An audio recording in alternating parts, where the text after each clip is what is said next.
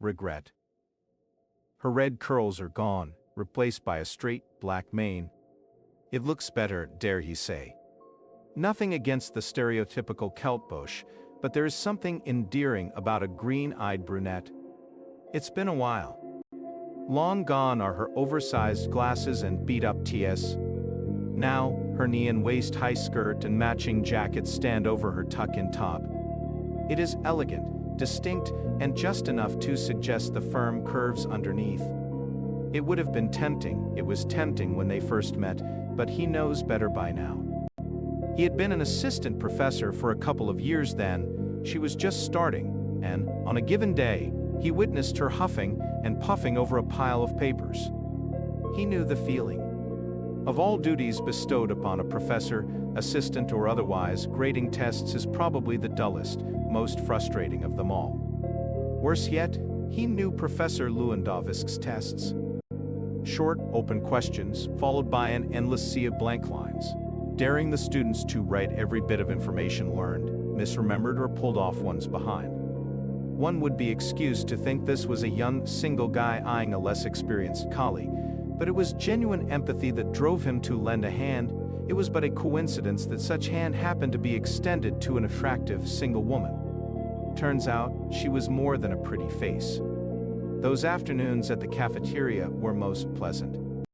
Other guys might be annoyed, angry even, but he really appreciated that she would raise her hand and make her own order, instead of using him as a middleman in a pointless, and frankly mildly insulting, attempt to pamper his ego.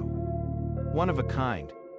How many women knew the meaning of beyond these Stygian skies? How many would tolerate, much less sing along something called intergalactic space crusaders?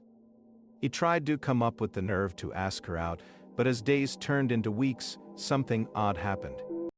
By now, they were familiar enough to touch each other. Nothing much, a forearm grabbed, a shoulder quickly rubbed, and, as she did, she said, more than once, "You remind me a lot of my first husband." Truly one of a kind. Nobody is perfect, and, like all, she was sure to show a flaw or another sooner or later, but to wave so proudly several red flags simultaneously was not for everybody. Not only married and divorced at such a young age, more than once, but clearly not over her ex. For once, his hesitation worked in his favor. But confrontation never was in his nature. So, as she kept waving her flags, he would just smile and nod along. Eventually, she realized how uncomfortable such a comment made him and stopped, to his greatest relief. Perhaps it's just politeness. Perhaps a small part of him still longs for her. Red flags be damned. Perhaps he just does miss those afternoons at the cafeteria. Whatever the case, he approaches. Hello. Hi.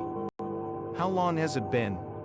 It's too long, ever since you left us for that fancy uni across the pond. Wow, that long. I barely remember what it feels to grade a paper. You left academia then. What have you been doing? I opened a firm, it's doing well. If it does a bit better, we might even be eligible to government bailout. She winks, playfully. Glad to hear it. I see it's not the only thing going well. Oh, this. She proudly waves the golden circle in her right hand. Yeah, everything's coming up, Millhouse. Hopefully this one sticks. If first and last, if all goes according to plan. Some pleasant conversation follows. It is nice to see someone he cared about, someone who could have been, maybe in another life. In this one, he is glad he dodged that bullet, even if it is nice to see her, even if he could see themselves doing this much, much more. But the night is over, the week is over, and it is one, maybe two.